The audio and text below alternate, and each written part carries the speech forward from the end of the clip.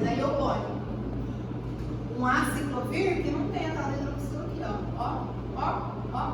A pequena diferença que eu falei vai parar. Por quê? Porque eu não tenho essa hidroxila aqui. O que essa hidroxila faz? Olha aqui, ó. Essa é a síntese normal, tá? De material genético. Vem a TAC polimerase, no caso aqui é a polimerase, a proteína do herpes, tudo bem? Do herpes, a gente está falando de forma específica agora, tá? E a polimerase do herpes precisa dessa hidroxila aqui para ir adicionando nucleotídeos. Por quê? Porque libera o fosfato, que não precisa decorar isso, tá? Só para vocês entenderem.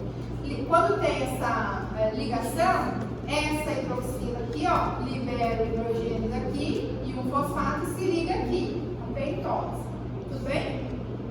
Agora, quando eu tenho aciclovir ou a galera da mesma família, o que vai acontecer? Ele tem um oxigênio, não lembro como é que chama. O oxigênio, tá? Por nome, tudo bem? E não tem a hidroxila. E aí, vem aqui e liga o aciclovir, porque ele está em maior concentração, competitivo, tudo bem? Quando ele liga aqui, a TAC polimerase, a DNA polimerase do herpes, vai falar, uai, não é para continuar, porque assim não tem como fazer a reação química. Entendeu? Então, ele faz o quê? Bloqueia a extensão da cadeia. Não deixa continuar a formação de material genético. Agora, herpes tem cura? Não tem cura, porque o material genético do herpes está integrado ao material genético do indivíduo que está infectado, tá? Então, essa família viral, ela tem latência, tá? O que pode acontecer? Pode acontecer de você fazer um tratamento profilático para não ter aparecimento de sintomas, tá? Só perguntei pro Rafa, você toma só quando você tem sintomatologia clínica ou você toma de tempos em tempos? Aí ele falou, sintomatologia clínica. Tem gente que tem muita sintomatologia clínica. E aí faz o uso dessa família do aciclovir por um período, por exemplo, de 3 meses, numa dose mais baixa, que pede a DNA polimerase de trabalhar e tem menos sintomatologia por períodos mais distantes para ter o aparecimento da sintomatologia. Comprimido. Vamos pensar, se na boca passar a pomada na boca, tá? O aciclovir vai resolver? Eu já tenho todas as partículas virais formadas. O que resolve, Nath? Usar na boca? Resolve de tentar impedir as células de infiltrar outras. Vai acontecer? Não. Por quê? Porque ele mexe diretamente na síntese do material genético. Local, ele tem um secativo, um ácido salicílico ali que segue, não lembro da formulação. Mas o aciclovir em si, ele atua dentro da nossa célula, inibindo a síntese do material genético. Aqui pode ser ter uma célula infectada naquele momento, ele consiga ultrapassar a barreira e entrar, mas ele tem que entrar na nossa célula. Tenta fazer o teste, vamos usar o mapa de bolagem. Faz, não pode falar com pai, porque tivesse errado, tá? Um participante de pesquisa. Faz o teste. Você usa a boladinha? Ah lá. Não vai dar pra fazer o teste. Não. Ela pode ser secativa, mas é muito mais eficiente se ela fizer a administração oral sistêmica.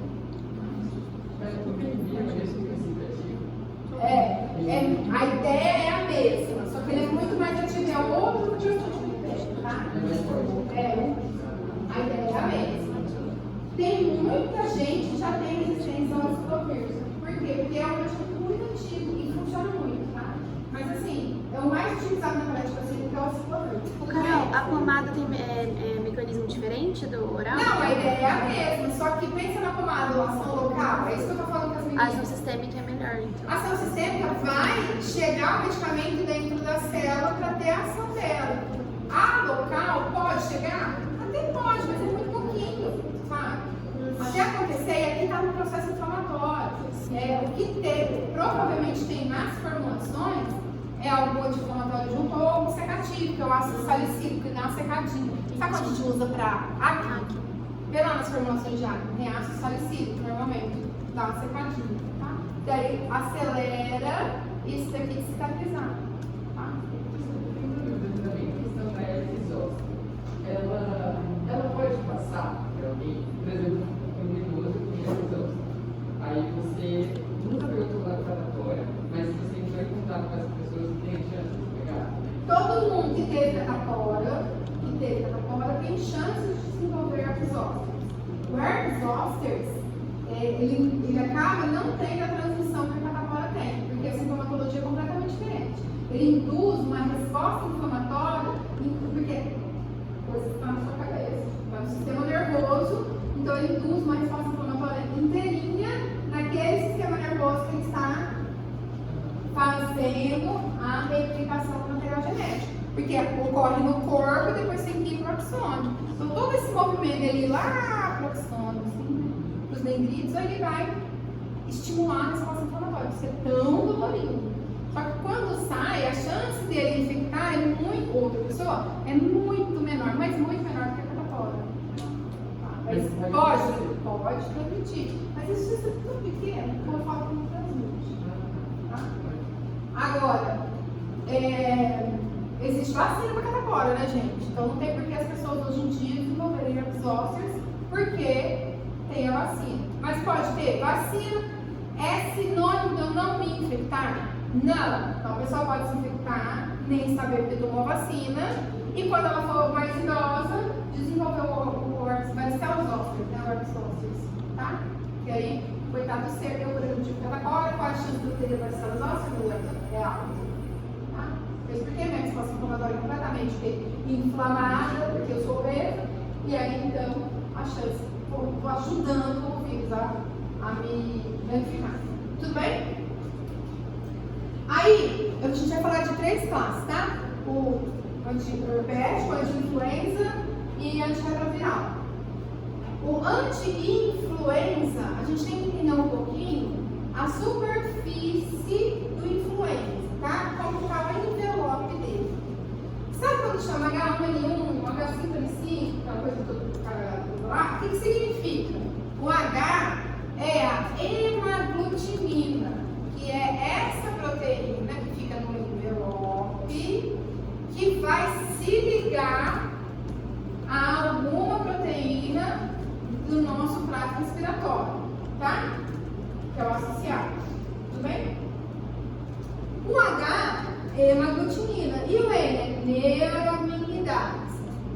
Essa neuraminidase faz com que ocorra a liberação do influenza da célula que ela foi montada, tá? E obviamente a gente tem canais de íon, enfim, algumas coisinhas assim. Isso daqui é o material genético, que é de RNA. Tá bom, Carol? Acabei de explicar. Então, a hemaglutinina, ela se liga no ácido ciálico que a gente tem no nosso trato respiratório, tá? É uma proteína que tem nas células do nosso trato respiratório. Se não tiver o ácido ciálico, ela não vai se ligar, porque ela gosta desse lugar aí, tá? Entrou, fez tudo aquele negócio que a gente viu ali, e aí pra sair, ela tá grudadinha no ácido ciálico, vem a neuraminidase e fala, pode ir, filha, vai com Deus, você cresceu, pra soltar. Isso, vai soltar, é uma proteína do ácido ciálico, então ela quebra isso. Fala, pode ir, você cresceu, vá. Não ficar não, você. Ficar grudada ali. Mas ela tá sempre no envelope também, essa Sempre. Na hora da saída, que ela vai formar um envelope. E essa hemaglutinina, ó, vamos pensar, tá? Ela se liga ao ácido ciálico, essa atração, essa afinidade é grande. Na hora que ela entra, o primeiro passo de infecção viral é essa absorção. Se ligar a algum receptor da célula para conseguir ligar. Vamos supor que a célula está começando a ser infectada. Vamos pegar aqui, ó. Está começando, tá? O que o vírus vai fazer? Vai se ligar ao ácido ciálico, vai entrar, vai ocorrer toda aquela replicação que a gente falou, tudo bem? Ocorreu. E aí ele teve a maturação e ele vai sair junto, ele manda as proteínas da membrana para a superfície do hospedeiro e aí ele vai montar a partícula saindo aqui com um pedaço da célula do hospedeiro. Tudo bem? Não? Ou foi ou não foi? É que eu tô sem meus dedos, não meus dedos ligados. Eu vou infectar uma célula, tá? Agir de novo, tudo bem. Traz as minhas coisas, sabe assim? Fazer isso. Mas para eu te estudar, eu preciso dar mais, falando assim, solta, Carol. Não faz. Solta, Carol. Aí tá bom, soltei. Soltei de novo. Aí eu preciso dar mais para me estudar. Tudo bem? Então a ideia é essa. Ele gruda, ele vai fazer a replicação. Na hora de sair, ele precisa da ajuda da neuroimunidade para conseguir se desligar. Entendeu agora?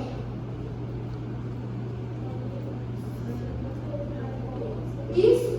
Eu saí daqui e vim para cá. Agora eu quero infectar outra pessoa. No caso, a Marina é minha amiga, né? Então eu vou infectar a Thalita. Aí eu vim, resolvi o que eu quero com a Thalita, a Marina me libera da Thalita. Entendeu?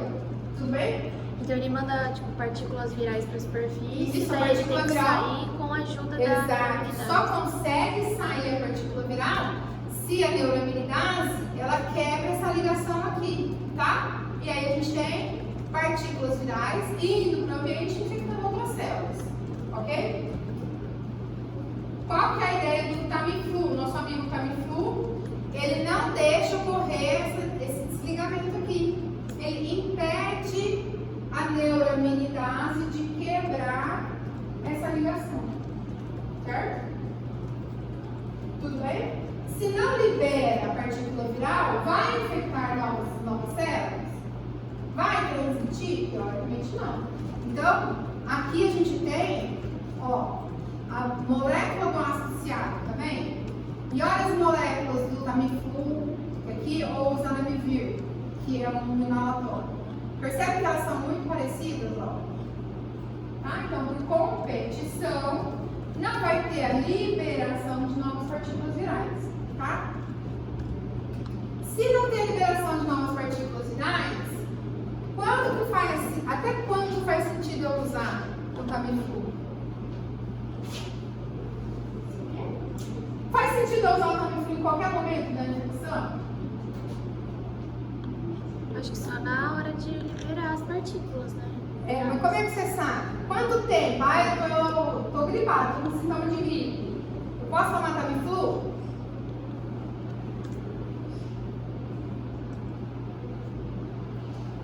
Até que dia que dá pra tomar? Quanto tempo, vou perguntar diferente. Quanto tempo a gente pega gripe, tá? Vai respirar. Respirar e gripe é bem diferente. Respirar, nossa, parece que eu estou doente. Nossa, parece que eu vou gripar, sabe? Esse é respirar. Gripe é aquele que a gente já derruba a gente. Já vai pra cama, com febre alta, pode ter corrido, não. Pá, caiu. Tô com gripe. Vou pra cama, você só quer morrer, né? Você acha que você vai morrer, certo? Até quantos dias depois do aparecimento dos sintomas, o Tamiflu, essa galera que inibidor de neuroimunidase, faz sentido, vai conseguir ajudar a minha pessoa a me livrar deste problema. 7 dias é o tempo que a doença, o percurso natural da doença, não é? Até 3 dias, 72 horas depois do aparecimento dos sintomas, é quando a gente tem um negócio que chama pico de replicação viral. Depois de 72 horas, o seu organismo, teoricamente, já está tomando conta do negócio. Então, se passou de 72 horas, a chance do Tamiflu ajudar a pessoa é muito menor. Tudo bem? E é um medicamento que custa caro, né? 60, 70 reais, sei lá. Tá? Tudo bem, gente? Então, eu gosto de pôr algumas coisas da clínica nisso para vocês verem quando a gente usa e para que a gente usa. E a outra classe que a gente vai ver são os antirretrovirais, que vocês podem atender pacientes que são portadores de HIV e não tem a doença porque eles fazem o uso desses antirretrovirais. E como eu falei para vocês, essa família do HIV, ela tem umas particularidades nesse processo replicativo. E porque ela tem essas particularidades, foi possível construir tantos medicamentos contra essa família, tá? Entretanto, o objetivo do tratamento de HIV, antirretroviral, é só melhorar a expectativa de vida da pessoa e dar um suporte para ela não desenvolver a doença, que é a AIDS, que é o quê? Esqueci, imunoadquirida, obrigada. Por quê? Porque vai dar chance de desenvolvimento de doenças oportunistas. E ela morre por causa das doenças oportunistas, tá? Então a gente tem que o quê? Preservar a integridade da resposta imunológica dele. E por que a gente está falando isso? Porque esse vírus, ele gosta de infectar linfócitos dele.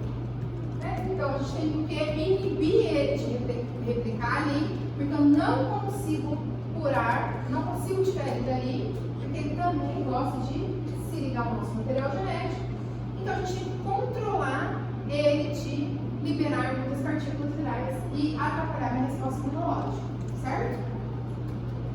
Pensando nisso, eu preciso que vocês entendam essas particularidades da replicação de retrovírus para a gente entender aonde que estão os medicamentos e aonde está o coquetel, tá?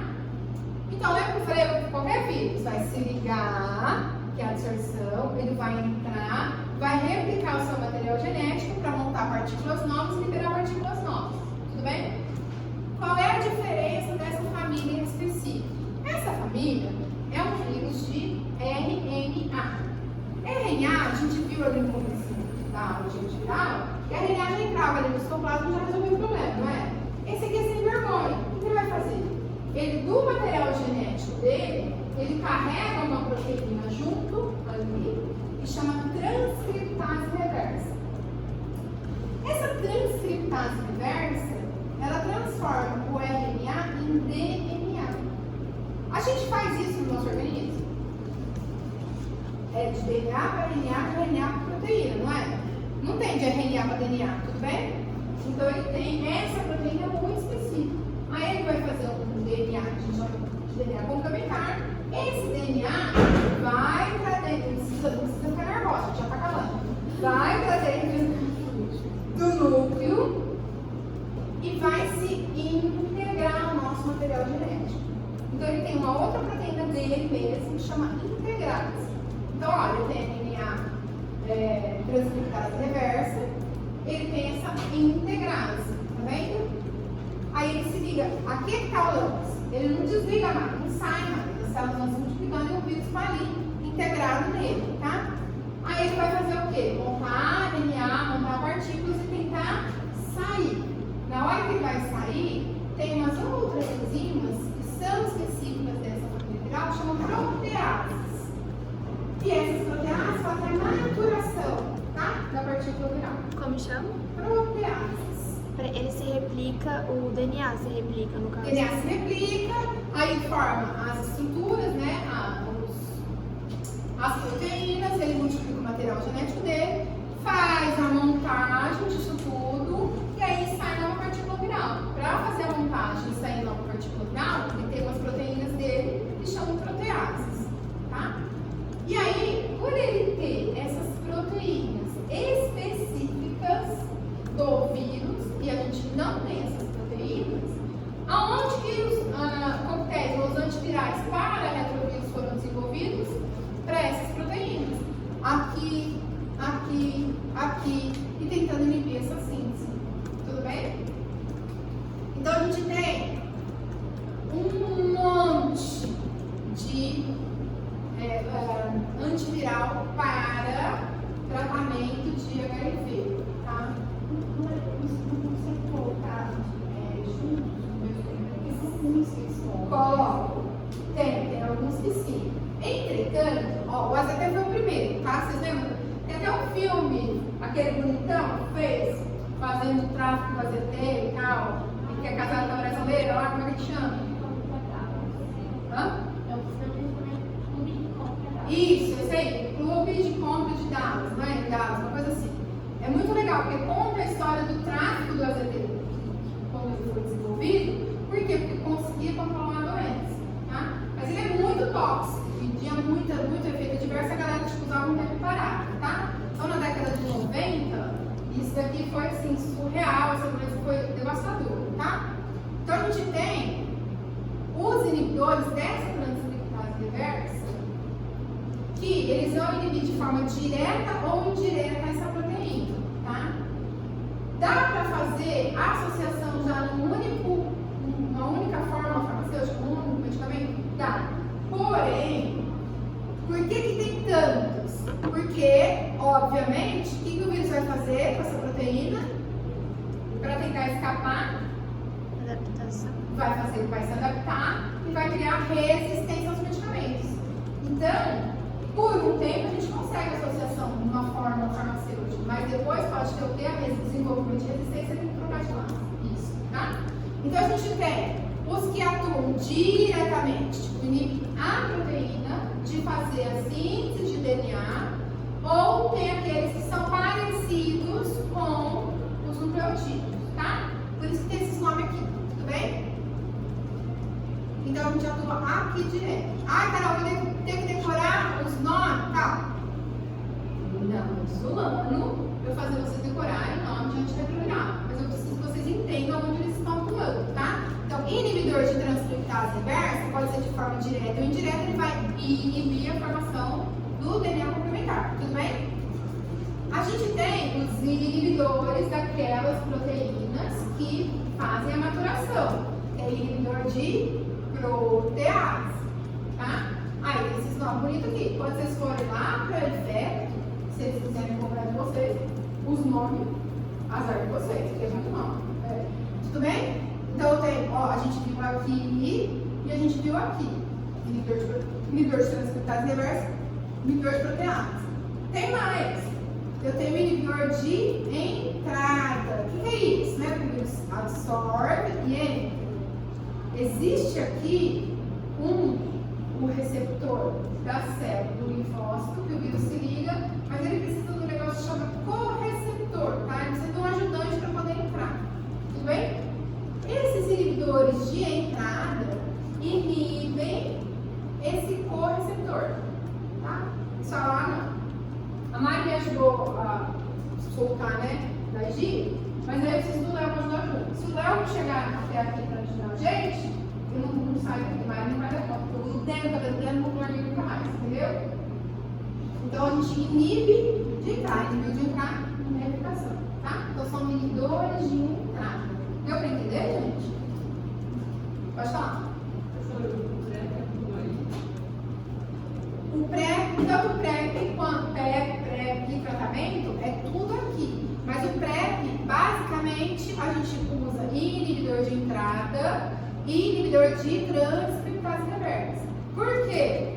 Porque a gente não quer que tenha essa absorção e nem esse primeiro passo aqui. Porque se ele chegar a integrar o material genético, aí já é. Tá? Então a ideia é exatamente essa. É preventivo. Vamos expor. É preventivo. Então eu tomo bastante inibidor de entrada, porque daí não deixa virar.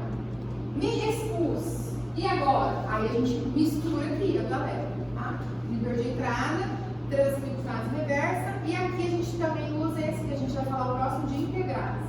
Tá? Faz o coquetel. Tratamento. Vai fazendo uma mistureba aqui. O tratamento. Tá? Conforme vai tendo decidido, a gente vai mudando a utilização. No tratamento, o que usa? Muito inibidor da integrase. Por quê? Integrase é quem faz o quê? Pega o material genético do vírus e integra, junta, acopla o nosso material genético. Então a gente vem aqui e não deixa ela trabalhar. E aí eu não tenho isso daqui e, consequentemente, o resto também. Tá? Então a gente usa inibidor daqui e sempre inibidor da transcriptase reversa para o coquetel. Por quê? Adianta eu usar só o da transcriptase reversa? Não dá conta, né, gente? Então a gente tem que inibir de vários pontos, por isso que usa o coquetel. Tudo bem? E associa esses coquetéis são para Isso, todos eles os tomam tipos. 2, 3 medicamentos por dia. Acontece que os sucesso da terapia depende basicamente do indivíduo tomar o medicamento. Como é um monte de medicamento várias vezes por dia, a galera cansa. Ah, também não toma não. E aí vai ter essas recaídas. Só de um vez, a gente não tem o costume, na prática clínica, na terapia de antirretroviral, um só não. A gente usa normalmente 2 desse e um de algum outro, tá? Tem um protocolo, acho que eu pus o protocolo aqui, não pus, mas tem um protocolo específico para tratamento de antirretroviral que a Sociedade Brasileira ou Internacional de Infectologia estabelece. Por quê? Lembra que tem HIV1 e HIV2? Vocês lembram? Tem 2 tipos de HIV? Ou vocês não sabiam? Tem 2 tipos, tem HIV1 e HIV2, tá? Dependendo do subtipo, um tratamento vai funcionar melhor do que o outro.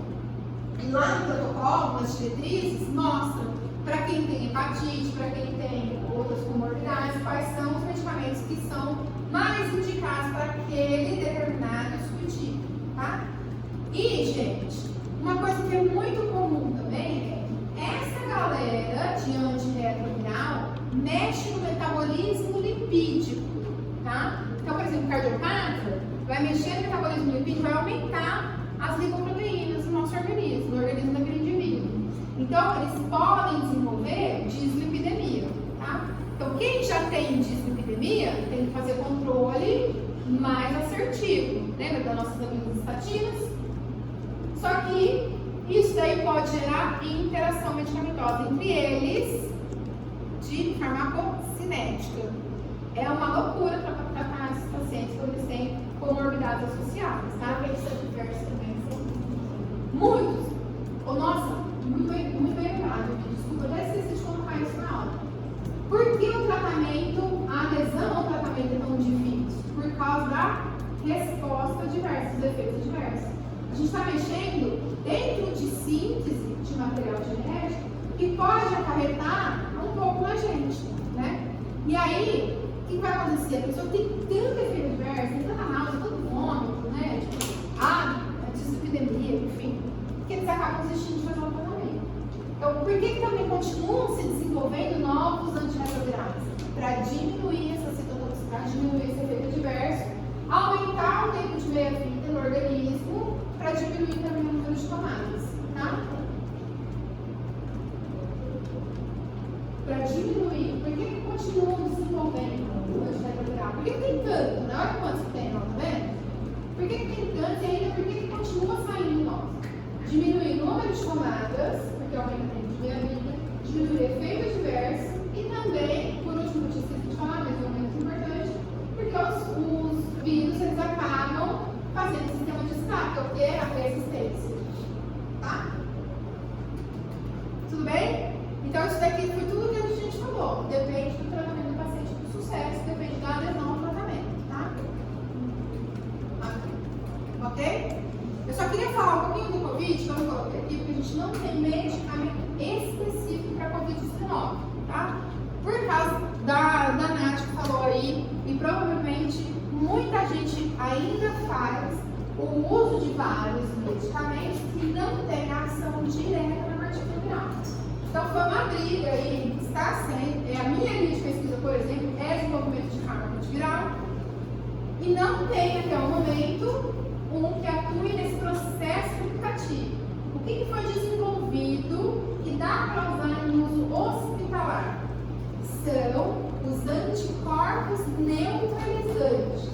O que é isso? Quando a gente pensa em anticorpo, a gente já pensa num biofármaco, tudo bem? O que o nosso organismo faz? Eu falei no começo da parte de vírus. Produz anticorpo que se liga ali no receptor do vírus e não deixa o vírus entrar. Isso daí é anticorpo neutralizante, tá? Então, o que a gente tem hoje, que a prática clínica contra a Covid-19, basicamente é tratamento específico para vírus com anticorpo neutralizante, tá? Ah, Carol, ontem mesmo eu vi um estudo novinho na Jana, que é uma revista que vocês têm que ficar amiga, brother dela, que é a principal revista científica da área médica, que mostrou o resultado de um estudo com 14 mil pessoas pessoas em relação ao uso da ivermectina para tratamento de Covid-19. Ali no estudo ele mostra que não tem importância significativa, não tem uma melhora significativa, então não tem sentido eu usar um medicamento que foi desenvolvido para parasita ser utilizado, sendo que na prática clínica ela não traz uma resposta melhor. Tá? O que aconteceu muito no início da pandemia? Um negócio que a gente chama de redirecionamento de fármacos. O que é isso? É muito comum a gente fazer teste in silico, que tem sílico, no computador, para ver se os fármacos que estão no mercado têm alguma ação contra o vírus, contra esse processo aplicativo. Em sílico, lá no computador, que ele faz os cálculos matemáticos de ligação das proteínas virais, muitos fármacos têm chance, oportunidade de ter ação antiviral. Estou usando o Covid-19 como exemplo, mas isso para qualquer vírus, tá? Tem ação antiviral. Qual é o segundo passo depois do computador? O segundo passo é a gente fazer em um conjunto de células provenientes de uma linhagem só. Então, é uma célula, um tipo de célula só que chama cultura de célula. A gente faz um teste na cultura de célula, então uma célula só, um tipo de célula só. Em geral, pode não ser a célula que o vírus infecta a gente, tá? E eu testo esse antiviral ali naquele conjunto de células únicas para ver se tem ação farmacológica. Agora, pensa só, de uma célula só para um organismo inteiro complexo como a gente tem que passar por outras etapas. Então, essa outra etapa é fazer um animal, em vivo, que a gente chama. Na hora que chega no animal, normalmente isso não vai para frente. Por quê? Porque a gente tem todo esse processo biológico e o fármaco não encontra o vírus, ele encontra o outro objetivo dele. O que aconteceu durante a pandemia, no início da pandemia? A gente pulou de uma única célula para o humano direto. E aí foi aquela brigalhada e tal, enfim. Tudo bem, tinha uma política, enfim, não sei. Não quero saber da política, estou explicando a ciência, tá? Quando saltou daqui para cá, as doses que funcionavam aqui na célula, na cultura celular, se fosse transpor, por exemplo, para um humano, um organismo complexo, eram doses assim, exageradamente tóxicas, né? Passaram lá, sabe, a concentração máxima tolerada. E aí o povo estava todo, é óbvio, né? Isso foi muito. O mundo inteiro tentar achar algum jeito de cuidar da pandemia. Então a galera começou a fazer um monte de estudo clínico que custa caro para ver se valia a pena usar aqueles medicamentos. As ideias no computador, ali na linhagem de célula, funcionaram. Mas quando passa para o ser humano, não, porque o organismo é muito complexo. Tá? Óbvio, tinha que provar cientificamente que funciona ou não funciona, tudo bem. Por isso é tão difícil a gente fazer tratamento para vírus, inclusive vírus respiratório. Por que para a influenza deu certo? Porque a influenza, essas duas proteínas do envelope delas, elas são muito diferentes das nossas proteínas. Então a gente conseguiu a fórmula. E por que para a Covid não funciona? Porque para a Covid, essa ligação da proteína spike, que todo mundo já conhece, com a ECA, ela não precisa de uma coisinha, né? Um ponto transportador que nem, por exemplo, do HIV. E ela é muito fácil. Eu tenho esse receptor em um monte de células no nosso organismo. Então é muito difícil construir um fármaco específico para esse vírus. E aí, o que faz? Como é o tratamento? Então, o tratamento é um tratamento de suporte. O que acontece com o Covid grave? Vocês lembram disso? Quando a pessoa está grávida, hospitalizada, usando suporte ventilatório, quem está tomando conta da situação no corpo dela?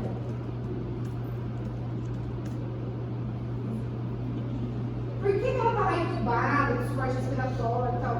Quem está fazendo mais mal para ela? Ela mesma ou a replicação viral? Isso. Existe um processo de hiperinflamação. Acontece que família coronavírus, até o aparecimento do Covid-19, a gente sempre teve contato com ele.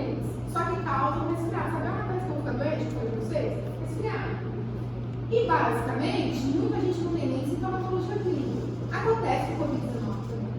Muita gente tem sintoma bem leve e o processo inflamatório cuida para acabar com a patologia, tudo bem? É o percurso natural de qualquer doença, não é? A gente precisa da cascata inflamatória para resolver nosso problema. Ela é, nesse ponto, eu preciso dela. Se eu inibo, eu não tenho sintoma clínico exagerado, tá? Bem leve, tipo dor de cabeça, essas coisas assim. Se eu tomo um corticosteroide, a dexametasona, já nesse início, o que eu vou fazer com o meu organismo?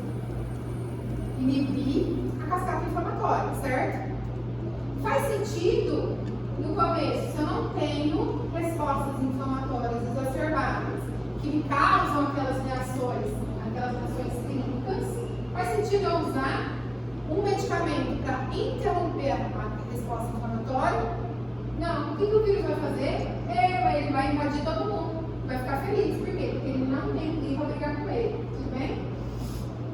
Então, a dexametasona, para sintomas leves, não faz sentido usar. Por quê? Porque eu não quero inibir minha cascata inflamatória. Eu quero que ela trabalhe para cuidar de mim. Certo? Mas, se a pessoa, o vírus, ele consegue sair aqui do trato aéreo superior, começa a invadir o inferior e começa a extravasar ali por formação de edema, aqueles quadros que vocês viram de Covid-19, provavelmente vocês viram um monte de áudio disso. Quando ele começa, vem do trato inferior, começa a sair dali daquela região, a cascata inflamatória, ela vai ficando cada vez mais ativada e vai ficando exageradamente funcional. Funciona demais. E esse funcionar demais faz com que o indivíduo tenha as respostas clínicas mais exageradas. Então, ali tem um processo de hiperinflamação. Então, eu preciso segurar esse processo de inflamação. Então, por isso que glicocorticoide, por que a dexametasona? Porque eu tenho mais ação anti-inflamatória. Depois vocês vão levar na aula. É o mais potente de ação anti-inflamatória e menos mineral corticoide. Então, eu uso aquilo para segurar o processo inflamatório e a pessoa melhorar clinicamente.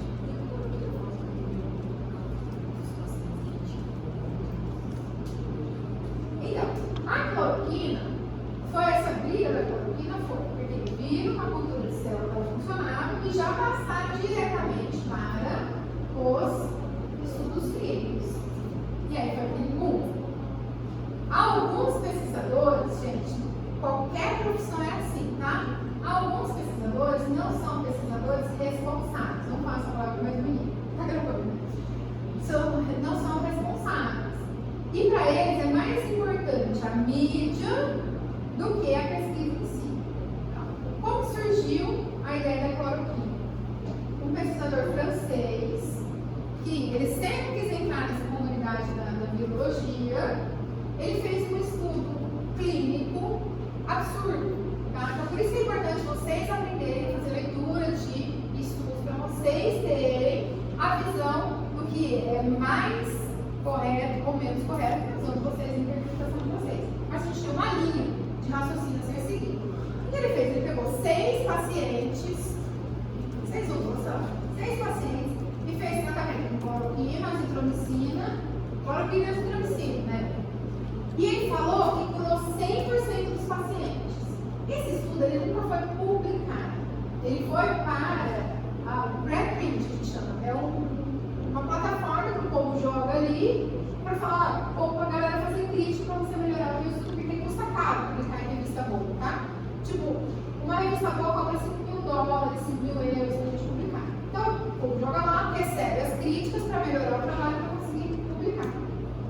Mas ele não, ele jogou lá um estudo falando várias coisas que não batia o pé e falou, olha, azitromicina e cloroquina cura o Covid-19. Tá? Quando você, eu acho que eu tenho ali, quando você pegar o estudo, você vê que a galera que morreu do estudo, ele tirou da análise, tipo, o número era muito pequeno, enfim, o estudo completamente torto. Só que a grande mídia, que até o momento não tinha essa preocupação que